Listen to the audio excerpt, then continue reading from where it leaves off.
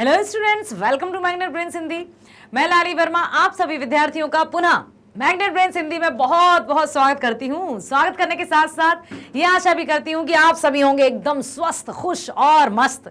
साथ ही साथ अपने आप का ख्याल रख रहे होंगे, अपने स्वास्थ्य का भी ध्यान रख रहे होंगे, क्योंकि स्वस्थ शरीर में ही स्वस्थ मस्तिष्क का वास होता है और ये हमेशा हमें ध्यान में रखना है। फर्स्ट प्रायोरिटीज आर हेल्थ, क्योंकि हेल्थ इज वेल्थ। हम पढ़ते आ रहे हैं, सुनते आ रहे हैं, लेकिन ये वाकई में ये वास्तविकता है कि हेल्थ, हमारा स्वास्थ्य सही है तो सब कुछ बहुत सही है। यदि जरा सा भी कुछ भी हेडेक भी होता है ना, तो हमारा किसी कार्य में मन नहीं लगता। फिर हम कितनी भी कोशिश करें कि हम हंस लें, बोल लें, इधर उधर अपना ध्यान बटा लें, लेकिन हमारा ध्यान वहीं जाता है जहां पेन हो रहा होता है। इसलिए सबसे ज़्यादा ध्यान हमें देना है अपने आप का, स्वास्थ्य का। स्वास्थ्य, काम, परिवार, ये तीन ऐसी चीज़ें हैं जिनको हमेशा अपने आप के साथ रखना चाहिए। इनको मस्तिष्क में बसा लो। ना तो सिर्फ अपने आप में ही खो जाओ कि परिवार और काम को भी भूल जाओ, ना तो सिर्फ दूसरों के लिए ही करते रहो और अपने ही भूल जाओ, ना सिर्फ काम काम काम करते रहो कि फिर अपने आप को और परिवार को भूल जाओ। तीनों में तालमेल स्थापित करके ही रहना है और यही सच्चे मनुष्य की पहचान है। चलिए, मैग्नेट ब्रेन्स पर स्वागत है आप सभी का। आ जाइए, करते हैं कंप्लीट चैप्टर रिवीजन। किसका? कवि राजेश जोशी जी द्वारा रचित कविता रुको बच्चों। इसी कविता का आज करने वाले हैं हम कंप्लीट चैप्टर रिवीजन। रिवीजन के दौरान हम देखेंगे कवि परिचय। कवि परिचय में राजेश जोशी जी, जो कि मध्य प्रदेश के नरसिंहगढ़ जिले में जिनका जन्म हुआ था, आई थिंक 1946 में जन्म हुआ था, और बहुत ही जो भी उन्होंने आसपास देखा, उनकी जो रचनाएं हैं वो कोई बड़ी बड़े व्यंग या फिर बड़ी बड़ी कल्पनाओं पर आधारित नहीं है। जो वो वास्तविक रूप में देखते थे उन्हीं को रचनाओं में लिख देते थे। चलिए तो चलते हैं हम कवि परिचय की ओर। कवि राजेश जोशी जी, नमन करते हैं हम हिंदी के साहित्यकारों का, हिंदी के इतिहासकारों का, रचनाकारों का, जिन्होंने अपनी कलम के माध्यम से समाज को एक नई दिशा प्रदान की। राजेश जोशी जी का जन्म सन 1946 में मध्य प्रदेश के नरसिंहगढ़ जिले में हुआ। उन्होंने शिक्षा पूरी करने के बाद पत्रकारिता शुरू की और कुछ सालों तक अध्यापन कार्य भी किया। राजेश जोशी ने कविताओं के अलावा कहानियां, नाटक, लेख और टिप्पणियां भी लिखी। साथ ही उन्होंने कुछ नाट्य रूपांतर भी किए हैं। कुछ लघु फिल्मों के लिए पटकथा लेखन का कार्य भी किया है। लघु कथा, पटकथा समझते हो? पट मीन्स पर्दा, कथा मीन्स कहानी, जो फिल्मों के लिए कथाएं लिखी जाती हैं, ठीक है, जो सीरियल्स या जो पर्दे पर दिखाई जाती हैं, उसके लिए भी इन्होंने रचनाएं की। उन्होंने भर्तृहरि की कविताओं की अनुरचना भूमि का कल्पतरु यह भी एवं मायकोवस्की की कविता का अनुवाद पतलून पहना बादल नाम से किया है। कई भारतीय भाषाओं के साथ साथ अंग्रेजी, रूसी, जर्मन में भी राजेश जोशी जी रचनाएं करते थे और कविताओं के अनुवाद भी उनके प्रकाशित हुए हैं। सोचिए, ना केवल हिंदी भारतीय भाषाओं को ही भी जानते थे, बल्कि अंग्रेजी, रूसी और जर्मन भाषा के भी वे विद्वान थे। हैं, कह सकते हैं विद्वान हैं। राजेश जोशी जी के प्रमुख काव्य संग्रह हैं एक दिन बोलेंगे पेड़। वाह वाह, एक दिन पेड़ भी बोलेंगे। हाँ, बिल्कुल बोलते हैं, लेकिन हमें क्या लगता है कि जो हमारी भाषा में बात करेगा सिर्फ वही जीवित है, बाकी सब निर्जीव है। प्रकृति भी सजीव है, उसमें भी जान है। पेड़ पौधों को काटने से हमें रोकना होगा, अधिक से अधिक वृक्षारोपण या प्लांटेशन करना होगा। मिट्टी का चेहरा, नेपथ्य में हंसी और दो पंक्तियों के बीच। ये जो दो पंक्तियों के बीच उनकी कविता है ना,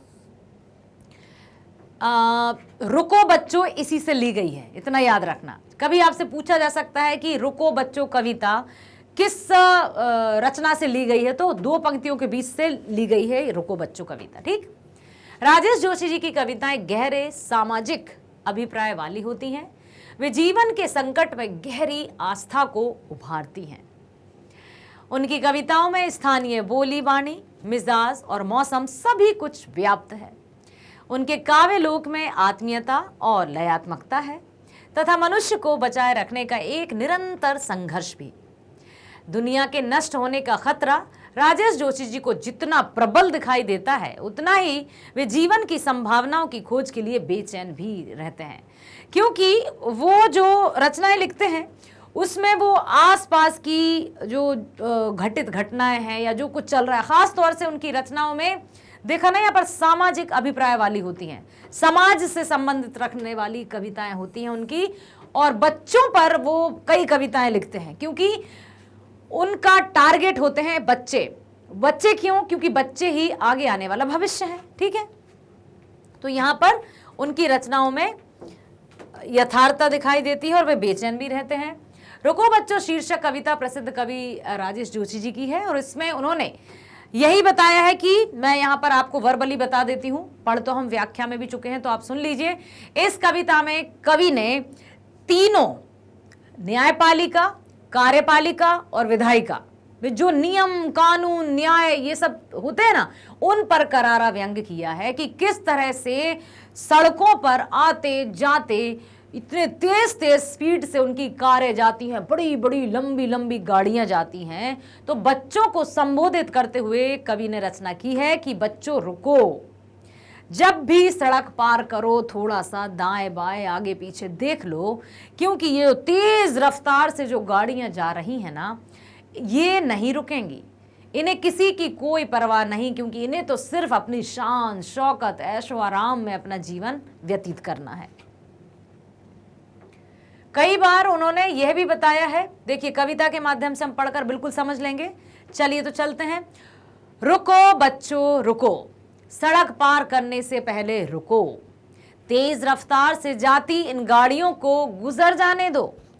वो सर्र से जाती सफेद कार में गया, उस अफसर को कहीं पहुंचने की कोई जल्दी नहीं है। वो बाहर है या कभी कभी इसके बाद भी पहुंचता है अपने विभाग में। दिन महीने और कभी कभी तो बरसों लग जाते हैं उसकी टेबल पर रखी जरूरी फाइल को खिसकने में। इसलिए किसी भी तरह से ये जल्दबाजी मत अपनाओ, क्योंकि जल्दबाजी में सारे काम गड़बड़ हो जाते हैं।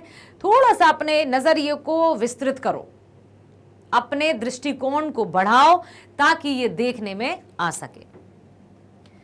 कवि बच्चों को चेतावनी भरे शब्दों में कहते हैं कि सड़क पार करने से पहले रुक जाएं, तेज गति से जा रही गाड़ियों को गुजर जाने दें। कवि अफसर की कार्यप्रणाली पर चोट करते हुए बच्चों से कहते हैं कि अभी जो सफेद रंग की कार गुजरी है वह किसी अफसर की गाड़ी थी, वह गैर जवाबदेही अधिकारी। रुको बच्चों रुको लिखा है ना, देखो फिर से मैं पढ़ाती हूँ आपको। सड़क पार करने से पहले तेज रफ्तार से जाती इन गाड़ियों को गुजर जाने दो। तो अभी जो सफेद रंग की कार गुजरी है वह किसी अफसर की गाड़ी थी, वह गैर जिम्मेदार और जवाबदेही अधिकारी है। वह ना तो समय पर कार्यालय जाता है और ना ही अपने दायित्व का निर्वाह निष्ठापूर्वक करता है, लेकिन फिर भी बड़ी तेजी से जाता है। ऐसे अफसर के विभाग में महत्वपूर्ण फाइलें वर्षों वर्षों धूल चाटती हैं, फिर भी इनको जल्दी रहती है। तो प्रस्तुत पंक्तियां कवि राजेश जोशी जी द्वारा रचित कविता रुको बच्चों से ली गई हैं और इसमें भ्रष्ट शासन व्यवस्था की ओर ध्यान आकृष्ट किया है। कवि का कहना है कि हमारी शासन व्यवस्था दूषित हो गई है। दूषित मतलब पूरी तरह से गंदी हो गई है, उसमें कुछ भी स्वच्छता नहीं दिखाई देती, हर तरफ भ्रष्ट भ्रष्ट भ्रष्ट, सब जगह भ्रष्टाचार का ही बोलबाला है। सबको अपनी अपनी जेब भरने की पड़ी रहती है, कोई मेहनत से ईमानदारी से तो कार्य करना ही नहीं चाहता।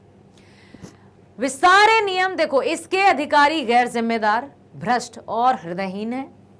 वे सारे नियम कानूनों को रौंद कर आगे निकलने की जल्दी में रहते हैं, इसलिए उन्हें कुछ भी दिखाई नहीं देता।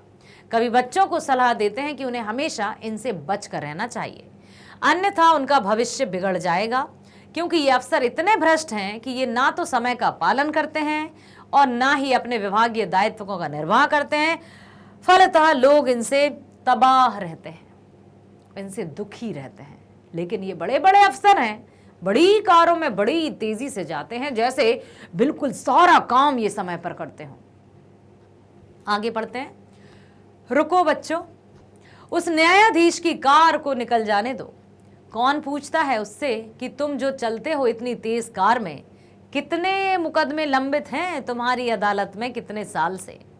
कहने को कहा जाता है कि न्याय में देरी न्याय की अवहेलना है, लेकिन ये सारी जो बातें हैं ना, न्याय में देरी न्याय की अवहेलना है, मतलब न्याय का अपमान है, ये सब बातें संगोष्ठियों में या सेमिनार्स में कहने के लिए होती हैं। पता चलता है एक फाइल को गुजरते गुजरते गुजरते एक लड़का, एक किशोर युवक बन जाता है, युवक से वृद्ध हो जाता है और वृद्ध से वो परलोक भी सिधार जाता है, लेकिन उसको फैसला नहीं मिल पाता। इसलिए बच्चों थोड़ा रुको और इनकी बातों को सुनो, देखो, जरा समझो समाज में किस तरह का रवैया है। लेकिन नारा लगाने या सेमिनारों में बोलने के लिए होते हैं ऐसे वाक्य। कई बार तो पेशी दर पेशी, चक्कर पर चक्कर काटते काटते ऊपरी अदालत तक पहुंच जाता है आदमी। यहां पर ऊपरी अदालत का अर्थ है परलोक गमन, परलोक गमन। ठीक, और नहीं हो पाता है इनकी अदालत का फैसला। अभी बताया ना मैंने कि कोई किशोर, किशोर मतलब आपको बताया ना, टीनेजर्स, एडोलेसेंस जो एज कहते हैं, किशोर को यदि बाल उसमें डाला जाए तो वो कभी युवक, फिर युवक एक प्रौढ़ावस्था में जाता है, वृद्धावस्था में जाता है, वृद्धावस्था में आते आते वो ऊपर की अदालत तक भी पहुंच पाता है, लेकिन उसकी फाइल नहीं खिसक पाती, उसका फैसला नहीं हो पाता। फिर भी इनको बड़ी तेज रफ्तार से जाना है। कभी बच्चों को न्यायाधीश के कार्यकलाप पर प्रश्न चिन्ह लगाते हुए कहते हैं कि ये न्याय करता है, ये इतने जिम्मेदार हैं कि इनकी अदालत में मुकदमा फैसले की प्रतीक्षा में वर्षों स्थगित रहते हैं तथा जनता की हाजिरी चलती रहती है। इसलिए गैर जवाबदेह कर्मनिष्ठा के कारण इनकी गाड़ी निकल जाने दो, ताकि किसी संगोष्ठी में अपने विचारों का नारा लगा सके, क्योंकि इन्हें तो बड़ी बड़ी बातें करना आता है। इनकी कथनी और करनी दोनों अलग रहती हैं। इन्हें सिर्फ लंबी लंबी बातें या डींगे मारना ही आता है, बाकी इनसे इनका कोई मेल नहीं। ठीक है, इसलिए गैर जवाबदेह कर्मनिष्ठा के कारण इनकी गाड़ी निकल जाने दो, ताकि किसी संगोष्ठी में अपने विचारों का नारा लगा सकें, अपने आप के बखान कर सकें। अतः कवि इनकी कड़ी आलोचना करते हुए बच्चों को सावधान करता है कि ये न्यायाधीश इतने कर्मठ, जवाबदेह तथा ईमानदार हैं कि मुकदमा दायर करने वाले गुजर जाते हैं, लेकिन उनके मुकदमे का फैसला नहीं हो पाता। फिर भी इन्हें बहुत जल्दी रहती है जाने की, इसलिए इन्हें गुजर जाने दो। प्रस्तुत पंक्तियां कवि राजेश जोशी जी द्वारा लिखित कविता रुको बच्चों पाठ से ली गई हैं, और इसमें कवि ने देश की न्यायपालिका, जहां भी न्यायाधीश की बात आएगी मतलब न्यायपालिका की बात की गई है, ठीक है, अवस्था और खामियों पर प्रकाश डाला है। खामियों का यहां अर्थ होता है कमियां, खामियों का अर्थ होता है कमियां, ठीक है। कवि बच्चों को न्यायाधीश की कार्य प्रणाली पर प्रश्न चिन्ह लगाते हुए कहते हैं कि ये न्यायमूर्ति हैं, इनकी गाड़ी गुजरे तो रुक जाओ, क्योंकि इनके अन्याय के विरुद्ध कोई आवाज ही नहीं उठा सकेगा, ये तो स्वयं न्यायाधीश हैं। यदि इनके गाड़ी के नीचे कोई आ गया, कुचल कर पर लोग भी सुधार गया, तो इनका कोई न्याय नहीं करेगा, इनको कुछ परवाह नहीं है, इसलिए इनकी गाड़ी को गुजर जाने दो। इनकी गाड़ी गुजरे तो रुक जाओ, क्योंकि इनके अन्याय के विरुद्ध कोई आवाज नहीं उठा सकता, वे तो स्वयं न्याय के रक्षक हैं। इनकी अदालत में मुकदमे का फैसला दायरकर्ता के मरणोपरांत भी नहीं हो पाता। समझ रहे हैं आप कि इनका मुकदमे का फैसला कब तक नहीं हो पाता? मरणोपरांत, मतलब मरने के बाद भी फैसला नहीं हो पाता, फिर भी उनको जल्दी है।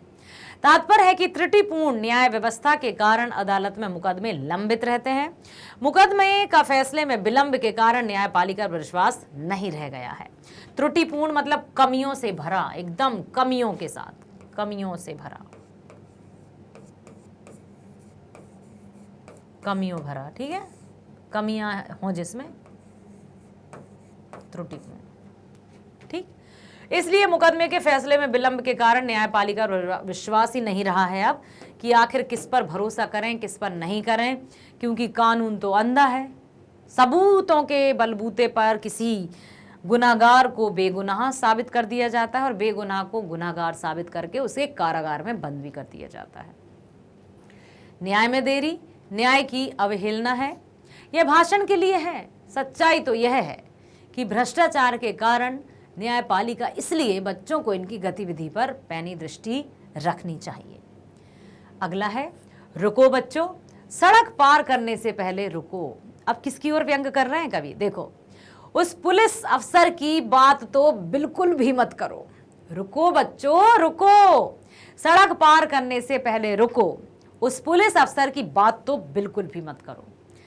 वो पैदल चले या कार में, पैदल जाएगा या कार में, तेज चाल से चलना उसके प्रशिक्षण का हिस्सा है।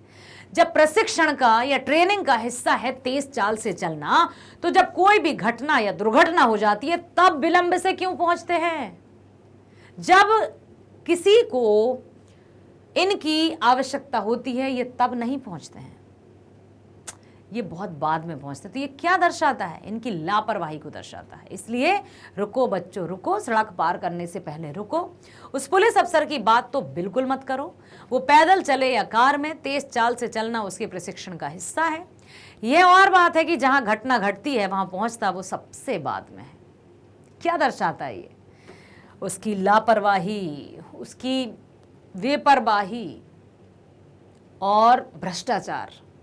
साफ साफ दिखता है कि उसकी सिर्फ उसको जेब भरनी है। कभी बच्चों को पुलिस विभाग की खामियों की ओर ध्यान आकृष्ट करते हुए कहते हैं कि पुलिस इतनी भ्रष्ट है कि वह किसी घटना के बाद ही घटना स्थल पर पहुंचती है, चाहे वह पैदल चले अथवा कार से। असामाजिक तत्वों को पुलिस के साथ साठ गांठ रहती है, इसलिए इनके संबंध में कुछ भी सोचना व्यर्थ है। तात्पर्य यह है कि पुलिस विभाग के भ्रष्टाचार के कारण ही चोरी डकैती आदि होते हैं। प्रस्तुत पंक्तियां कवि राजेश जोशी जी द्वारा रचित विरचित कविता रुको बच्चों शीर्षक पाठ से ली गई है। जब भी हम व्याख्या करेंगे, इतना ध्यान रखना, जब भी आप व्याख्या करोगे या आशय स्पष्ट पूछा जाएगा तो आपको ये लिखना ही है कि प्रस्तुत कविता राजेश द्वारा रचित रुको बच्चों शीर्षक से ली गई है। ये जरूरी होता है लिखना, तभी आपको व्याख्या उसके बाद स्टार्ट करना है। चाहे आपसे भावार्थ पूछा जाए, चाहे आपसे अर्थ पूछा जाए, चाहे आपसे आशय स्पष्ट पूछा जाए, आपको लिखना है कि किस कविता की ये पंक्तियां हैं और इसके कवि कौन है। ठीक है, तो प्रस्तुत पंक्तियां कवि राजेश जोशी जी द्वारा विरचित कविता रुको बच्चों पाठ से ली गई हैं। इसमें कवि ने पुलिस विभाग में फैले भ्रष्टाचार से बच्चों को अवगत कराया है और कहते हैं कवि कि पुलिस तंत्र के कारण ही देश में असामाजिक तत्वों को बढ़ावा मिला है, वर्चस्व मिला है, क्योंकि जिससे भय होना चाहिए वही उनके साथ मिल जाए तो उनको किसका डर? चोरी डकैती, दिन दहाड़े कुछ भी अवांछनीय कार्य या ऐसे कार्य हो रहे हैं, असामाजिक कार्य, किसकी शय पर? पुलिस की शय पर, क्योंकि पुलिस को तो सिर्फ अपनी जेब भरने का है। तो यहां पर कवि ने पुलिस विभाग में फैले भ्रष्टाचार से बच्चों को अवगत कराया है। कवि का कहना है कि भ्रष्ट पुलिस तंत्र के कारण ही देश में असामाजिक तत्वों का वर्चस्व है या बोलबाला है। पुलिस की कर्तव्यहीनता, स्वार्थ तथा चरित्रहीनता के कारण जनता असुरक्षा महसूस करती है। यह पैसे के हाथ बिखी रहती है, इसलिए किसी घटना के घटित होने के बाद घटना स्थल पर पहुंचती है। तात्पर्य है कि पुलिस इन असामाजिक तत्वों को सुरक्षा प्रदान कर अपना जेब भरती है। अतः बच्चों को ऐसे भ्रष्ट तंत्र से बचकर रहना चाहिए। इसकी भाषा खड़ी बोली है और प्रतीकार्थक है। यहां पर मैं एक और बात बताना चाहूंगी कि देखिए, किसी भी क्षेत्र में या किसी भी फील्ड में कोई भी व्यक्ति होता है, लेकिन वहां भी अच्छे व्यक्ति भी होते हैं। हर क्षेत्र में, चाहे हम किसी भी, चाहे राजनीति की बात करें या अभिनय की बात करें या पुलिस की बात करें, जहां बहुत गंदगी रहती है ना, वहां कमल भी खिलते हैं। कीचड़ में ही कमल खिलते हैं। अर्थात जहां कुछ ऐसा भ्रष्टाचारी लोग रहते हैं वहां एक ना एक कोई, या मतलब कुछ लोग तो अच्छे रहते हैं जो उस शासन व्यवस्था को संभाले हुए हैं, जिनके कारण आज भी शासन व्यवस्था ऊपर है। इसलिए हम सबको एक ही लाठी से नहीं हाँक सकते हैं, सबको हम एक ही दृष्टि से नहीं देख सकते हैं। ठीक है, हम ये नहीं कह सकते कि पुलिस प्रशासन पूरी तरह से भ्रष्ट है, उसमें भी अच्छे लोग हैं। चलते हैं आगे। रुको बच्चों रुको, सायरन बजाती इस गाड़ी के पीछे पीछे बहुत तेज गति से आ रही होगी किसी मंत्री की कार। नहीं नहीं, उसे कहीं पहुंचने की कोई जल्दी नहीं है, उसे तो अपनी तोंद के साथ कुर्सी से उठने में भी लग जाते हैं कई मिनट। अब ये किसकी बात हो रही है? राजनेताओं की, मंत्रियों की। उसकी गाड़ी तो एक भय में भागी जाती है, इतनी तेज भय में भागी जाती है। देखो, भय में भागी जाती है। भय मतलब किसका भय, किसका डर? कौन भयभीत होता है? जिसने कुछ गलत किया हो। कौन भयभीत होता है? क्या हमेशा वही व्यक्ति भयभीत रहता है जिसने गलत किया हो? कभी कभी गलत लोगों के कारण सही व्यक्ति भी भयभीत होता है। समझ रहे हो आप? कि देखो, यहां पर कवि ने लिखा है, वह उस तरह के राजनेताओं की ओर कटाक्ष किया है जो जनता का खून चूसते हैं या भोली भाली जनता को अपनी मीठी मीठी बातों में लेकर उनकी मेहनत का फल खुद ग्रहण करते हैं। लेकिन भय का मतलब यही है कि अब वो जनता से बचना चाहते हैं। लेकिन भय भी सिर्फ एक ही प्रकार का नहीं होता। एक भय वो भी है जहां कोई अच्छा व्यक्ति है और उसके पीछे ऐसे बुरे लोग पड़ गए जो उसको अच्छा ही नहीं करने दे रहे, तो उसको भी थोड़ा डर होगा मन में। ठीक है, तो उसकी गाड़ी को एक भय में भागती जाती है इतनी तेज। सुरक्षा को एक अंधी रफ्तार की दरकार है। रुको बच्चों, इन्हें गुजर जाने दो, इन्हें जल्दी जाना है, क्योंकि इन्हें कहीं नहीं पहुंचना है। इसलिए तुम देखो, ध्यान से समझो, चाहे वो न्यायपालिका हो, न्यायपालिका की बात की गई है, ठीक है, तीनों सदनों की बात की गई है, कार्यपालिका की बात की गई है और विधायिका की बात की गई है। न्यायपालिका के दिखाने के लिए कवि ने न्यायाधीश का उदाहरण लिया है। न्यायाधीश मतलब जज, ठीक।